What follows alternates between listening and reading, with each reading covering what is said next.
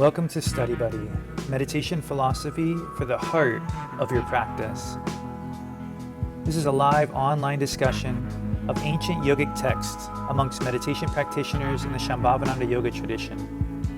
My name is Acharya Satyam, resident teacher at Konalani Yoga Ashram in Hawaii, and I welcome you with love and respect. So, this week we are going to pick up we're gonna discuss what was brought up last week, but I'd like to expand on it a little bit as we review it, setting us up for our discussion, if that's all right. So I'd like to start by saying that last week I had the honor of being able to have a Sangha class right before, Panchaganapati or Christmas or whatever holiday, you fancy. And I thought that was pretty special. And now we've got New Year's coming up, and we have a New Year's meditation intensive coming up. So it's even double, of course, amazing. Wanted to start with a funny statistic that you may or may not relate to. Did you know that only 9 to 12% of people keep their New Year's resolutions? 9 to 12%.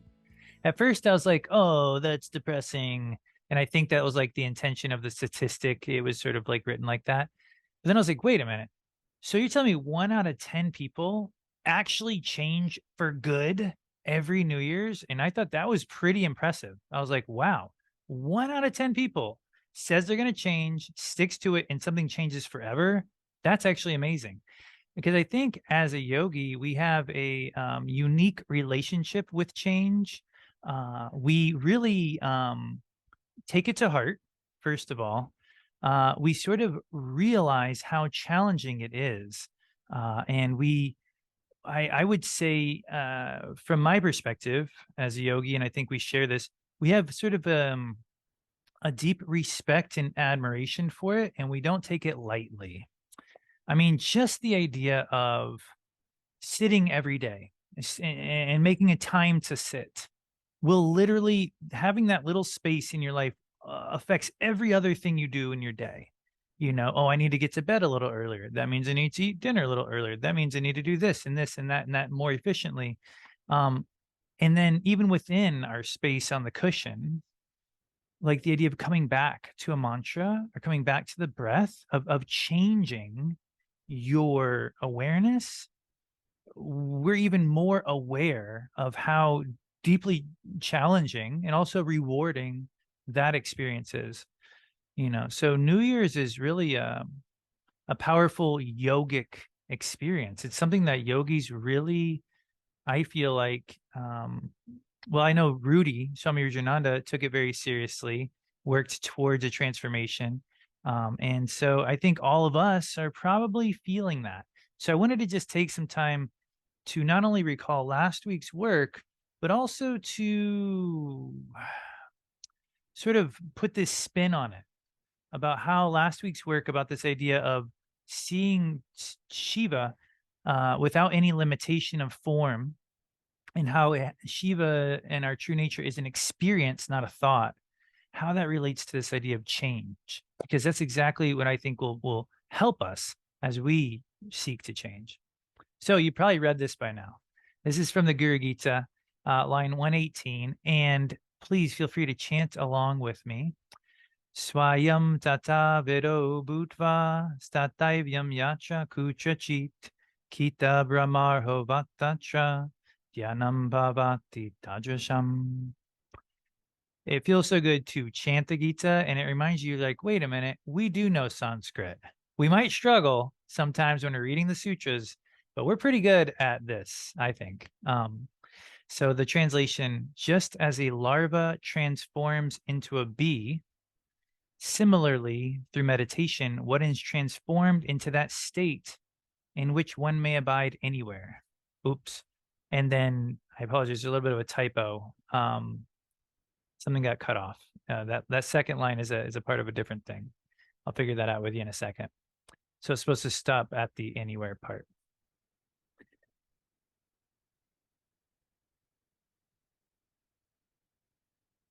So The Guru Gita describes change not on a superficial level, but at a very deep level, metamorphosis kind of level.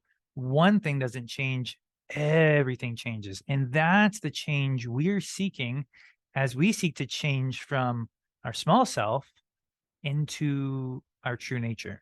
Because isn't that what we're trying to do? We're trying to change from our small self to our true nature. We're trying to become Shiva or become our true nature. And so for that to happen, it's not going to happen on the surface. It's going to have to happen all the way through, like a caterpillar changing into a butterfly, for example. And when we look back on last week's class, verses 14 through 17 in the preface to the Vijnana Bhairava, we see a similar story. There's a very similar concept being presented to us. We see that this state that we're seeking is beyond the limitations of space, time, and form. It has no time, no form, no space. It is beyond that, beyond these three. It is beyond the apprehension of thought. So the change that we're really seeking is not going to come from our head. We can't even comprehend what we're wanting to change into. The caterpillar cannot comprehend a butterfly. It can't even say, I want to become a butterfly. It doesn't, it's impossible for it to comprehend that. So this is because Jayadeva Singh went on to say that thoughts are limited. Our ability to think of how we want to change or how to become are limited because thoughts in the mind, he said, are relational, but reality is non-relational, meaning to have a thought of this object, I look at this object and I separate it from everything else. Well, if all the mind can do is separate things and differentiate things, it's going to have a really tough time comprehending that which is not separate, that which is unified, right? And Jayadeva Singh went on to say, it is when we cling to the part that we miss the whole. And that's when we stumble. When we cling to the part, that's when we miss the whole.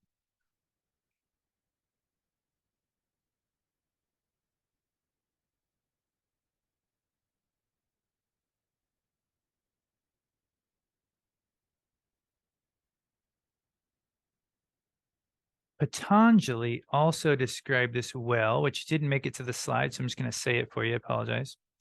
He says, through self-inquiry, the practitioner gains insight, but eventually all mental logic, he says, and this is the key, must come to an end in bliss. Following that is the comprehension that all is the self, yoga. Through self-inquiry, we gain insight, but eventually that insight, that logic, must come to an end in bliss if we are to actually comprehend the whole. So the mind has trouble comprehending the whole. We have trouble comprehending the butterfly we want to become. This butterfly we can call Bhairava or Shiva or our true nature. We just don't have the words.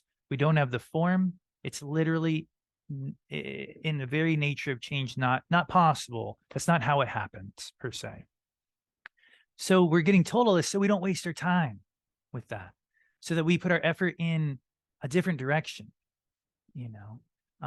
not into the technique, but into the state of being the technique is pointing us towards. And that's where last week's work concluded, was these final verses. Let me summarize this before we get too carried away in these words here. That we're seeking a direct experience, a state of being. Now, if the caterpillar can't comprehend the butterfly, Parvati asks, so to speak, and I'm putting my own slant on this, then how can we as caterpillars become a butterfly, our true nature? How do we do that? If we can't comprehend it, no one can tell you how to do it. No one can point you quite there. And Shiva responds, if you can get your mind to be very calm, if you can become completely free of all thoughts, then your true nature will just naturally rise up. We all know the analogy of the surface of the water. It's got all these, waves on it, all these thought waves. Those thought waves calm down. Suddenly you see the life within, the fish and the coral below. Or Shiva goes on to say, if you can rid yourself of the ego, if you can surrender your attachment to your thoughts, to the comings and goings, to the likes and dislikes, that will also take you to a direct experience of your true nature. So if you can calm the mind, or if you can surrender, the comings and goings, that's how we do it. That's how the caterpillar becomes a butterfly. Not by necessarily saying like, this is what a butterfly is, and these are the qualities I want to become, but actually by getting out of the way and allowing this transformation to take place, it seems to me. And then the verse 17 concluded with a description of what this might feel like. The state of Bhairava, which is this true nature we're seeking to become, which is full of the bliss of non-difference from the entire universe, meaning full of unity, the bliss of non-difference, full of unity, is alone Bhairava. So the state of unity is alone Bhairava. Not the thought, because the thought is only going to be partial, not the technique, but the actual state. That's the only thing, it seems to me, maybe for you, that Shiva is saying that's the only thing that we're after, and that's the only thing that is worth, focusing on and becoming. Lakshmanju takes a moment to explain this in his own words. And this is where I'll need a reader, because this is a new quote. Kat, would you be able to read for us if I pull it up? Cool. This is Lakshmanju's comment on that last moment.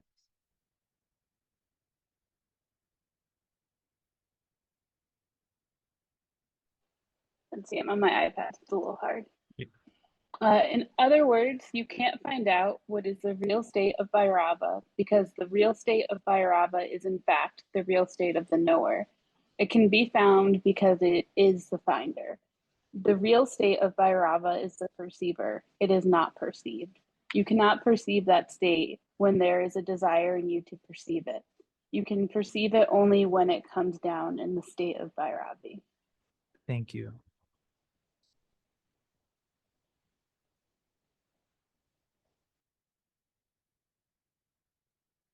All right.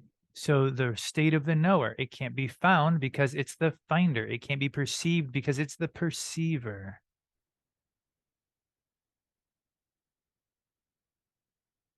And it sort of has to come to you. That might be one way of even, realizing like that metamorphosis for it to occur has to come to the caterpillar. The caterpillar is not in there changing its DNA, right? Or I don't know if that's the process. It's not in there changing itself. The change is coming to it, but essentially the caterpillar is deeply surrendering. And I know that the metaphor, it eventually stretches thin here, with a conscious activity and more or less an unconscious one. But nonetheless, we can derive something from it, that there's a receptivity, a state of surrender that seems to allow, or seems to be the key ingredient in allowing this change to take place. And recently, in Babaji's, and then to conclude, the Jayadeva Singh was saying this very concept is Shambhava Yoga. Though it cannot be described, it can be experienced. And I feel like that's what Babaji was teaching this week for me, what I got from it at Monday night, when he very specifically had us all, there was a couple of questions asked that had to do with like, how do I change this part of myself? How do I change this thing?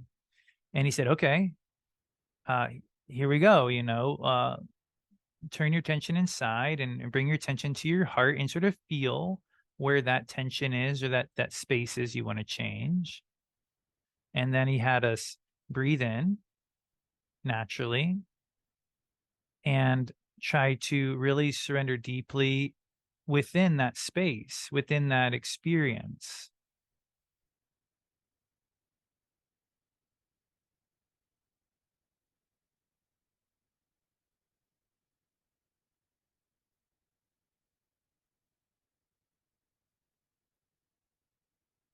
And he emphasized that this is the only way to enact change. This is the most efficient and effective way. Instead of trying to change your external, change your internal. Again, something we're very aware of as yogis, something that gives us a deep respect for the process of change.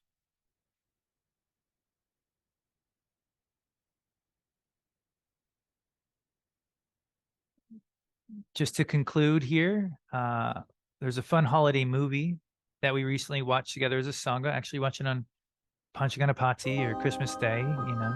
And it oddly did tap into this theme. And I was like, oh, great. That's really fun. Do people really change? I mean, real, lasting, positive change? I sure hope so, because we are in the business of change. There was basically an angelic character that was trying to help a Scrooge-like character change their ways. And as the story evolved, this isn't a spoiler. It's actually, you find out pretty quick. I'm not going to spoil anything. The angelic character had to change themselves, in order to really reach this Scrooge-like character. Like they had to change, and that their inner change actually affected this Scrooge-like character. That's the only thing that it seemed could reach this Scrooge character. And so I was, just noticing it that, like, oh, okay, yeah, change never comes from the outside in. Not only can we not change someone else, we can't even change ourselves from the outside in. Change always comes from the inside out. And that was the movie there. Change always comes from the inside out, even when you're trying to help someone else. You change inside and it helps someone else, and especially, of course, ourselves. So this metamorphosis, to bring it back to this concept which we saw at the very beginning, of a larva transforming into a bee, or a caterpillar into a butterfly. That's really what we're trying to do, New Year's and every day. We all want to change into our true nature. And hopefully we can take some time now. We're going to sit for just a minute or two together, and then we'll write for a minute or two, and then we'll share about sort of your experience with this material. So we'll take a second to just work inside very simply. I'll guide a little bit. You're welcome to adjust your seat.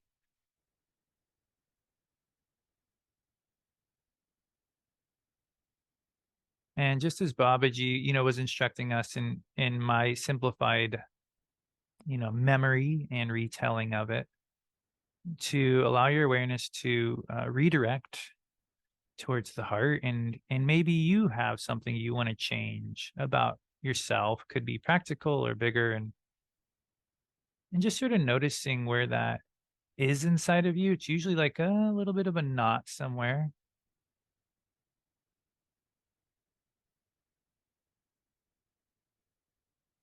And then just bringing the light of your awareness through your breath to that space in the heart. With each inhale and with each exhale, really allowing that space to dissolve and expand.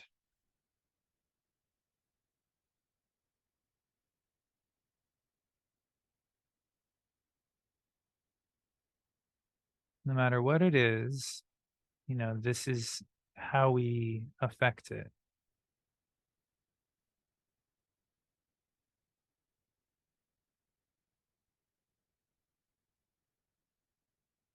Now, remember, this isn't spiritual bypassing. We're not ignoring something by doing this is actually the most energetic, the most foundational way of acknowledging what we want to change and enacting change, because we're feeling it. We're feeling where it is in us. And then we're bringing our awareness there without judgment, without pushing or pulling.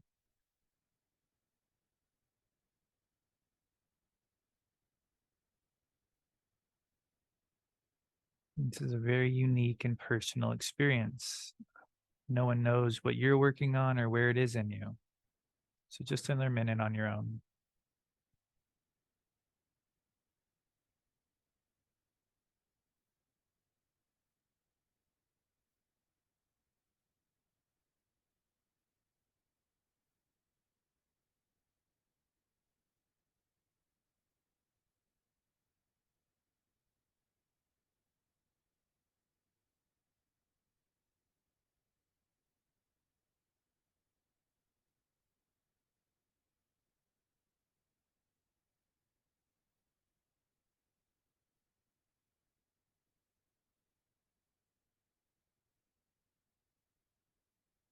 And we'll transition.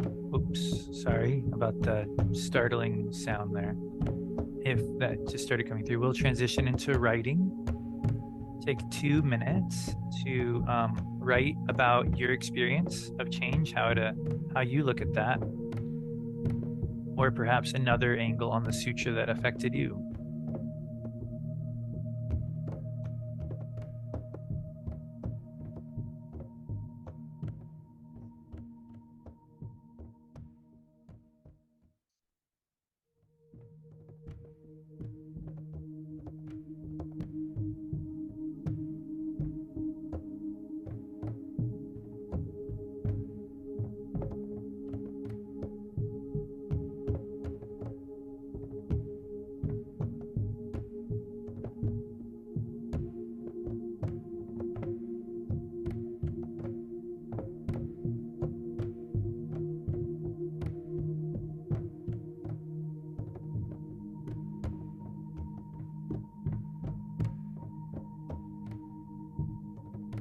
Just another minute.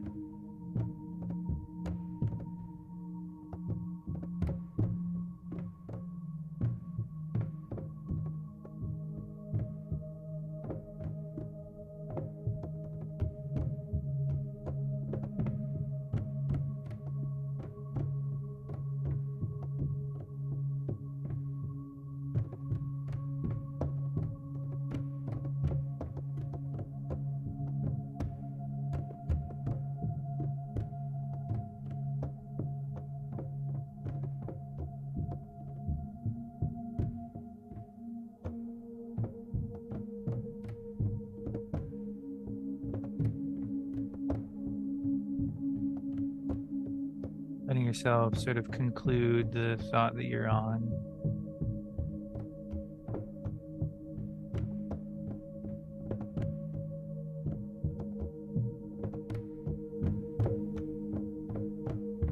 And taking a moment to reread, underlining what stands out to you, what felt real about what you wrote, and we'll drop a few keywords or phrases in the chat box.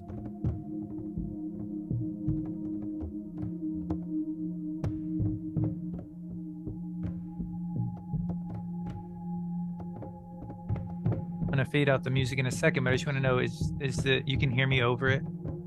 Okay, cool. Thanks.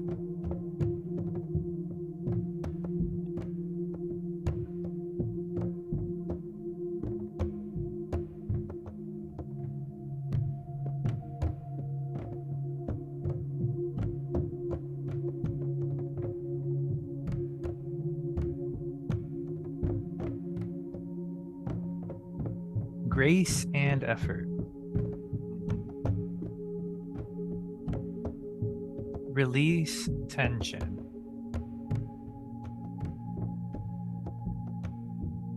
Trust the universe. That could be like the bumper sticker of a cocoon. Union of mind, body, spirit.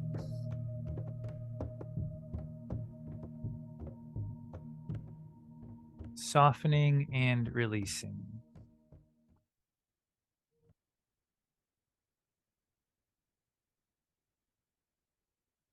Finding compassion for myself. Yeah. Trusting that that change is a gift.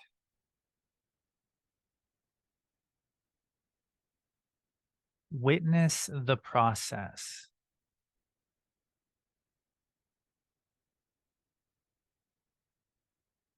From a sense of alienation to the same sense being a useful unattachment. Anything y'all want me to say?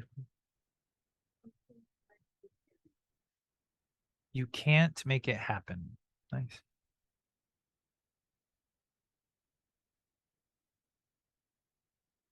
All right. Any one of those would be really fascinating to hear about, but could I, Kamala, could I call on you for a little extrapolation of your comment? Just maybe I think this is the first time you calling on you, so I hope that's all right. If you want to just see, you can just expand on your comment, just sort of let us know how that's going. Sure. Can you hear me okay? Yeah, great. In your Okay. in your very lush terrarium shrine. I love it.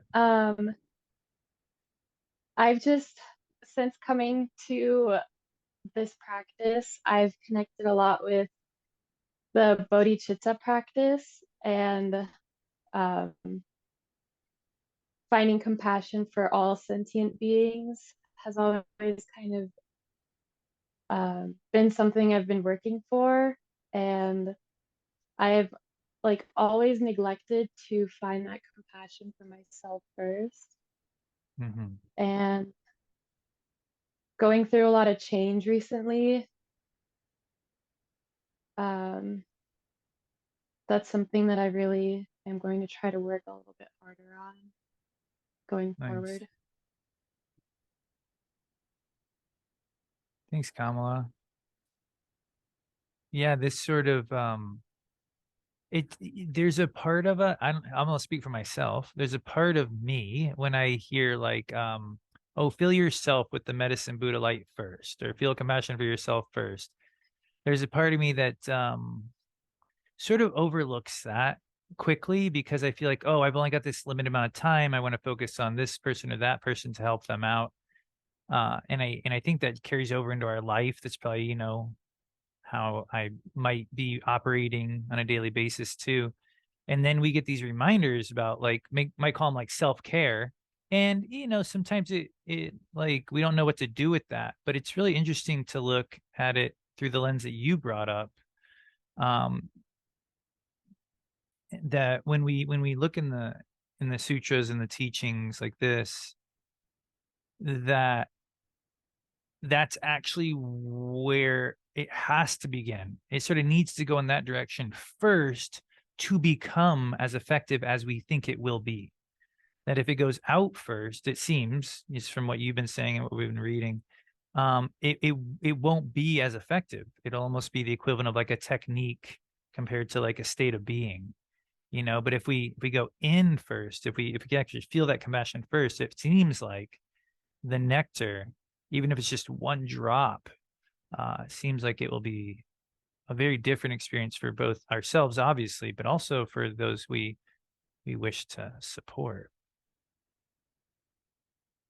So it makes it, instead of it just being like, oh, you should do this, or that's a good way to do it. It's almost like, no, it's sort of, that's the steps it needs to take. Thanks, Kamala. Uma, my eyes keep sort of gravitating toward me because it's the first time I've seen you in a little bit. Please, would you like to comment? And then the floor will be open. I'm sorry, I'm not giving that space yet, but yeah, I guess what it made me think about is that like the caterpillar can't even imagine what a butterfly is, and like the same goes for us. Like if we try to like lay out our future, it's like we only are limited to like what we know and like the information that we have right now. So it's like we don't know what could become.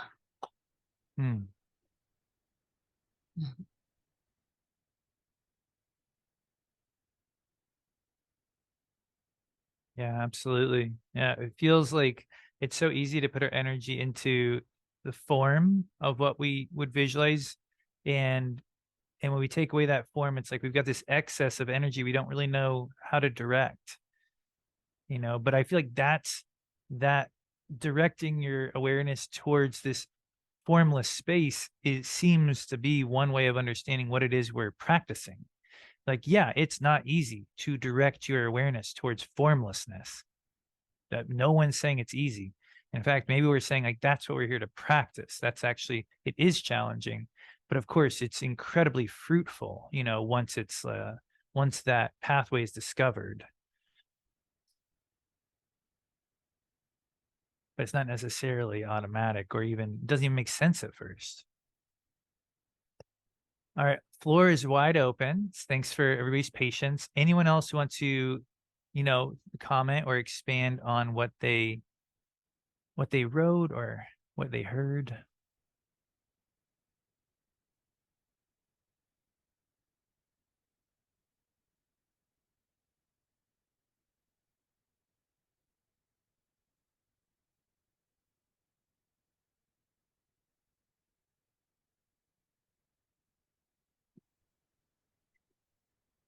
Hi, I Okay, can Radharani. Yeah, a go little. for it. I said in the chat, witness the process, because I tend to be very hands-on when, I mean, you were talking about the New Year's and resolutions and things like that. And I think I tend to be very like, okay, I'm gonna do this and I'm gonna do it. And I'm down to it. And I'm gonna be that 1%. I mean, not that one, part of that 10% that's gonna stick to it. And for certain things it's good. But when you are talking about spiritual practice, it's probably not the best, because it's a lot of doership into that and a lot of energy lost. And this year I wanted to change a pattern, right? And it got in my mind like, I'm gonna change this. This is a bad pattern. It's been bad for me for so long. I'm gonna change this. This is the year I am done with this, right? Which, and looking back is just kind of silly, but that's the way I felt. It's like, this is it. I'm gonna do it. And then, as putting lots of energy into it, and then I asked Babaji one Monday night. It's like, well, I have this pattern, and how do you work with a deep-rooted pattern like this?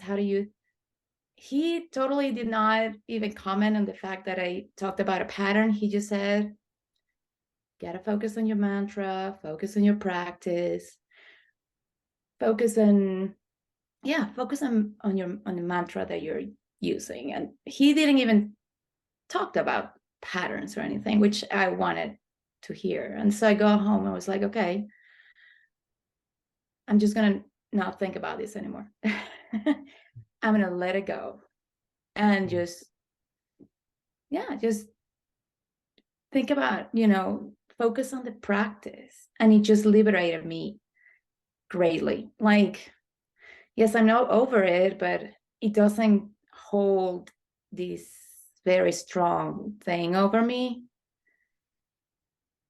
And it's almost like just witnessing myself little by little unraveling from it, but not necessarily from I am going to do it perspective, but I'm more like, as you said before, going inside and working inside instead of manipulating the outside. So sometimes I find myself witnessing the process of working with this situation, and just I see it dissolve a little bit without working directly in it. So I don't know if it's clear what I'm trying to say, but it was just Babaji said it without saying it. He was just like, disregard that. It's just focus on your practice. That's what you got to do. Yeah. That was useful. Thank you. It was a very useful sort of comment in sharing. Yeah, it's so fascinating how I'm right there with you on the feeling of, well, I can change anything. Like I can change any, there's this feeling it's like, well, if I'm willing to just do whatever it takes, then I can change this thing. And it reminds me of that story, that Zen story from a few classes ago with the individuals like, how do I become a swordsman? How long will it take? What if I put all my energy into it? Could I do it in this amount of time? And then the teacher was like the only way I'm going to teach you how to become a swordsman is if you stop talking about becoming a swordsman and you learn how to do the dishes and garden and greet people at the office and, weed and all the things you do in, that they teach in the ashram, for example. And that was the path that that teacher, used to teach this individual. And it seems like a very similar teaching that, Babaji gave you, where it's like, instead of saying, I want to become a swordsman, we can just replace that with, I want to drop this certain habit. How do I drop this certain habit? And it's like, whoa, okay. We got to find the whole rest of your life that we got to improve. We got to bring something to everything else you're doing. And then that will just slowly, it seems to be like the stories and the teachings say, it seems like that will slowly dissolve somehow on its own. But it's just like so hard for our mind to grasp. In fact, to be perfectly honest, it seems outside of the mind's capacity to grasp such a thing, because the mind can only think of change, as far as I can tell, and please feel free to raise your hand and comment, in this direct way. This is what I want to change. And I don't know if the mind can comprehend change this by doing everything but that.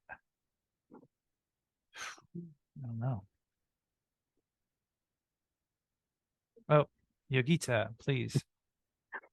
Well, what I've experienced through many, many years is that I can't do it with my will. I remember that I would spend summers at Shoshone and intensives, and we would have this good discipline of getting up in the morning and doing the Guru Gita, and I would come home and go, I'm going to do it, I'm going to do it, I'm going to do it.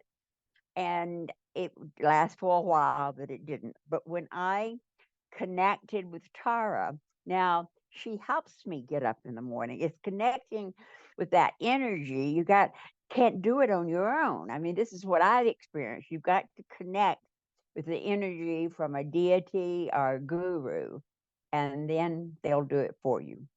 Anyway. Nice. More to come this weekend. You're always so humble about that. You're like, I made this big transition and we'll see. And you seem like you just maintain that. I always like how you really seem to maintain that, the same energy, like you're like steady, and there's ups and downs. I've always admired that about your attitude. I'm pretty upset right now. My TV is not working, and they can't fix it until January the 5th. All right.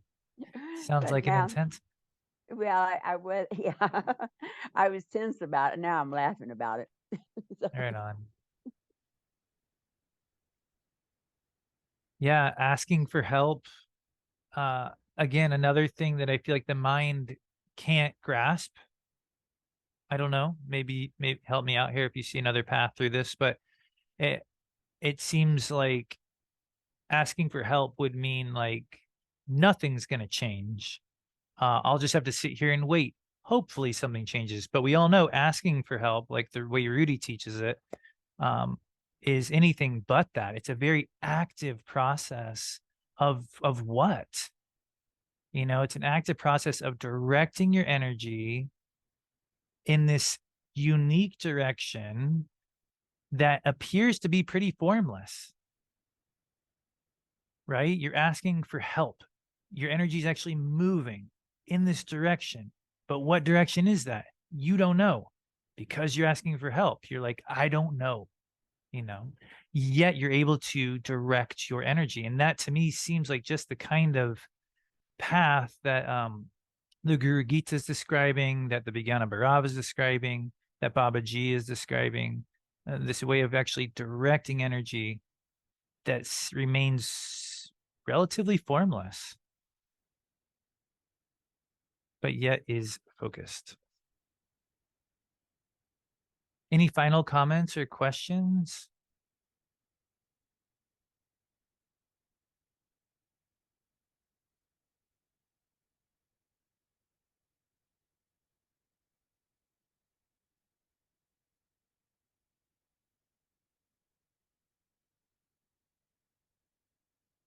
We have a scoocher coming up at Shoshone, so I'll try to give you some time there to figure out the system. Speaking of scooching, everybody can use this time to, adjust their seat and prepare for the next phase of class. But we'll give Shoshone a minute to. Hear us up at Shoshone? Hey, I can hear you. Hi. Hi. Oh, yeah, go ahead. can you hear me? Yeah, it's just faint, but go for it. Okay. Something Yogita said, and something I've heard before, is that one needs a guru in order to find enlightenment. Something that's gone through my consciousness lately, and this could be misguided, but is that one does not need permission to be enlightened. That it can just be. And I don't know if that's misguided or not. There are times where I feel I'm headed in that direction. That could also be because I've been coming to Shoshone for years now, and that has initiated something in me that I've not had before, which is certainly the case. But it is formless, as you say, though. I don't know. I guess I don't know where I'm going with this. There are times I feel I do need direction. There are times I feel I don't. Yeah. I think that's very insightful, just to be able to recognize about this inner process that is oftentimes pretty abstract, and aligns very well with this approach that the Vijnana Bhairava and the Shiva Sutras concluded with as well, which is saying that we need technique and it named a few different reasons, like to calm a really busy externalized mind, to keep us pointed in the right direction, to give us goals to strive towards, etc. But we can't stop at technique. We have to go beyond. We have to use that and then go beyond. And so there are times when, all the practitioners in this room, I'm sure, have experienced this, when I need to do a very simple practice. I need direction and I need help. And there are other times when it feels like I just want to meditate. It's a natural state. It's delicious, and I couldn't imagine life without it. And there's barely any direction needed. It's very intuitive. So yeah, and that's exactly sort of what, in my opinion, this preface, the Vijnana Bhairava, is really talking about. It's saying technique has a place in all of our practice from time to time, especially at the beginning, but also throughout the many cycles of ups and downs we go through. But that does not encapsulate the totality of what we're talking about when we say a practice. We're not talking about a technique. We're actually talking about this very intuitive, formless space where we still are very participatory, yet it's in a way that we don't know how to define with words. It's an active state of surrender, that we're really there for. Yet it does not seem to resemble the ways we participate in our normal day-to-day activities. So hopefully that helps and gives, some direction. And please feel free to work with that, and we can talk about it at the next class, or always available via email as well. So thank you for that question. All right, so hopefully everybody's shuffled a little bit, and you can sit for the remaining 15 minutes comfortably.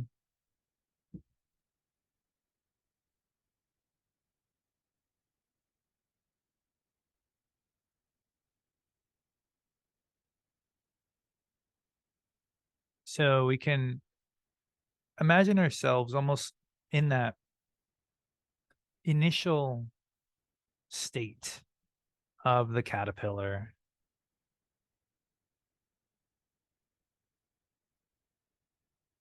And just remind yourself, I remind myself, the state I'm seeking is not going to come from the mind. It's not going to be graspable by the mind.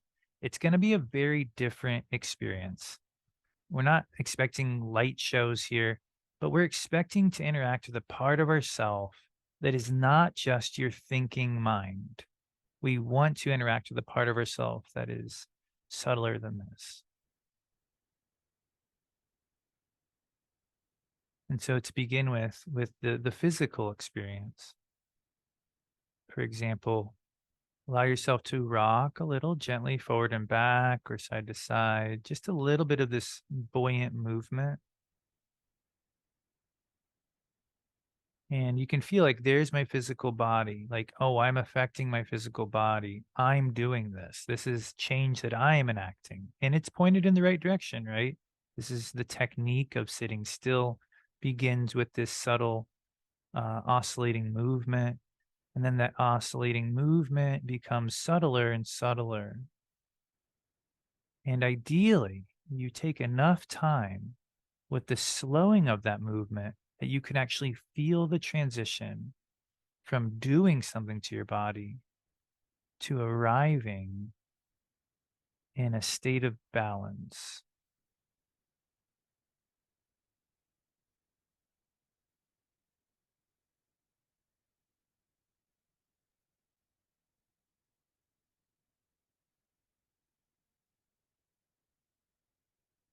This state of balance is a formless space of the body. This is the equivalent of formlessness at the physical level. And you can feel the lack of form. Ideally, there is almost an invisibility to your body here in this balanced seat.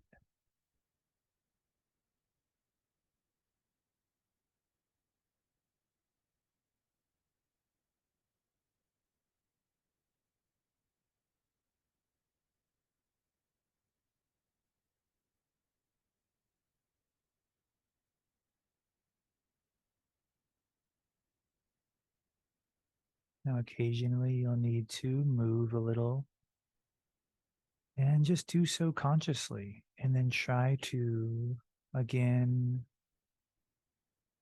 move less and less until you can experience a formless state of the body, stillness.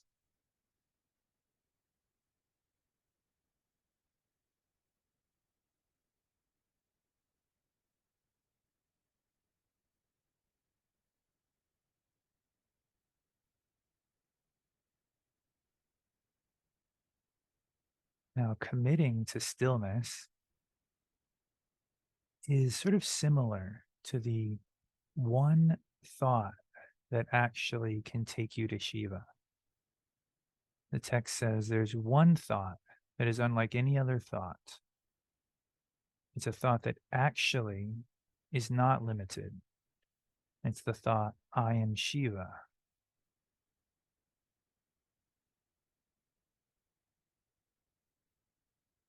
Now, on a physical level, when you commit to stillness and you commit to the path of stillness, meaning you're not going to move because you want to, you're going to hold stillness as your goal.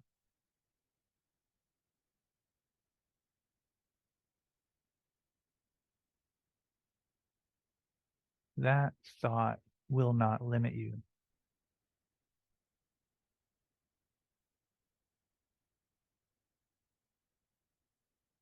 I am stillness.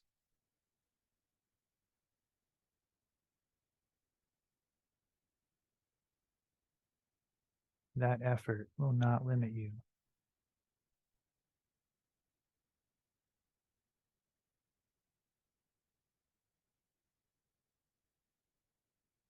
It's so easy to move.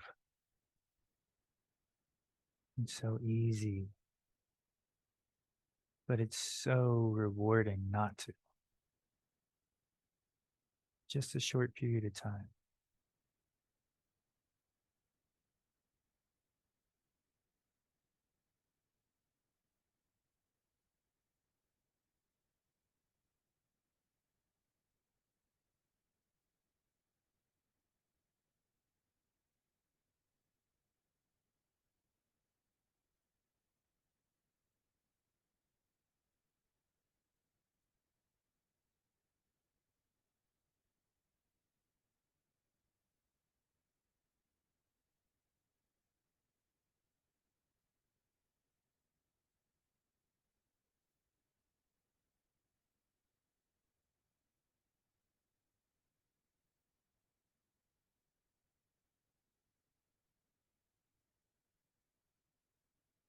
From this space of stillness, direct your attention to your breath flow.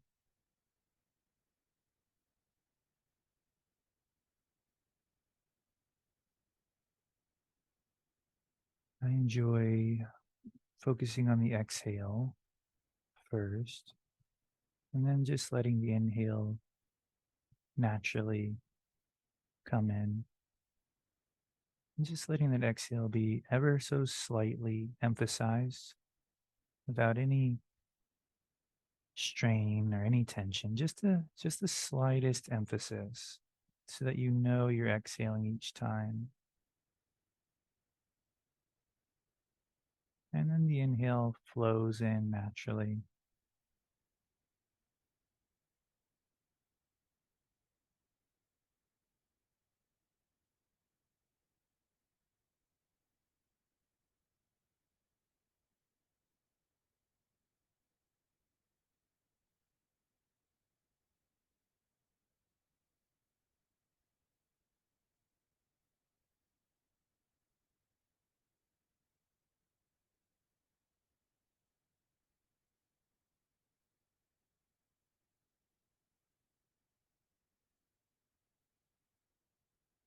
The natural breath is also without form.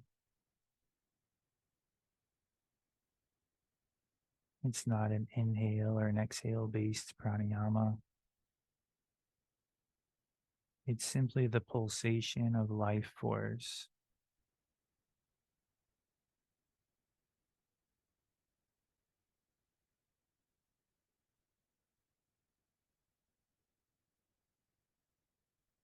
And it is an experience, not a thought or a technique, though it may begin there. So smoothing out the breath is okay. It's where I start. It's where I don't know anywhere else to start. But as you're able to smooth the breath and steady the mind a little bit, experiment with using just a little less effort with each breath you take.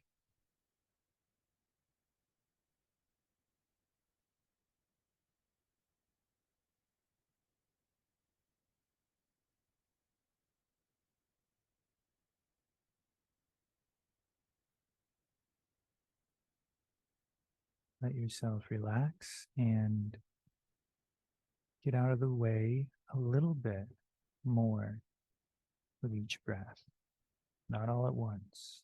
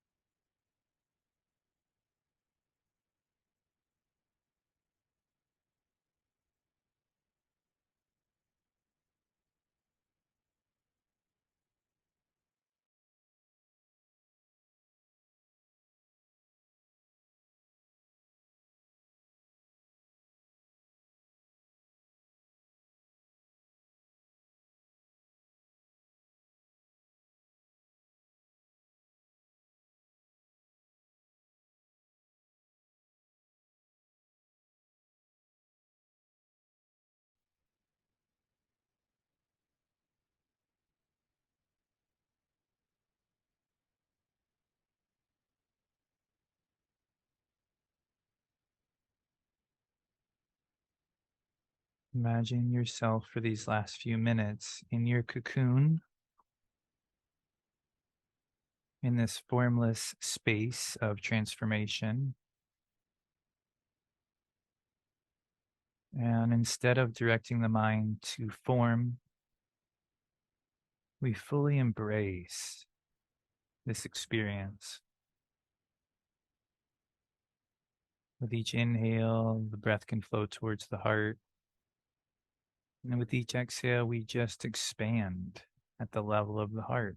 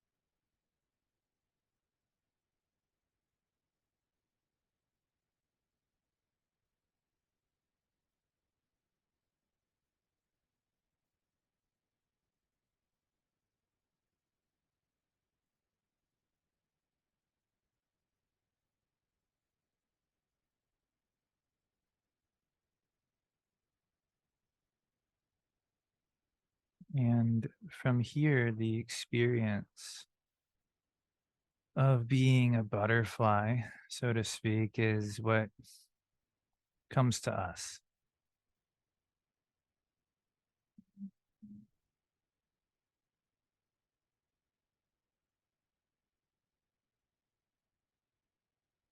It's the literal experience of feeling a little bit different than you did before class, of walking out of your shrine in a few minutes with a renewed spirit, or with a little bit more energy, a little bit lighter weight on the shoulders, so to speak. You know, these are the butterfly essence. And so with that, we can conclude. Namaste. Thanks everyone for your focus and awareness and for your sharing. Next week, we'll have class with Devananda and Tashi, and that'll be fun. It's going to be a teaching moments presentation, and then we'll be back to pick up where we left off in a couple weeks. We got the intensive coming up this weekend, and if the new year relates to you wanting to dive a little bit deeper into your practice, just know that we've got a lot of, we've got a level 1, upper level, and med level 1 all coming up in the next month or two here online. So we'd love to be a part of your journey. All right, I'll stop there. So thanks everyone again. Have a great intensive. See you soon.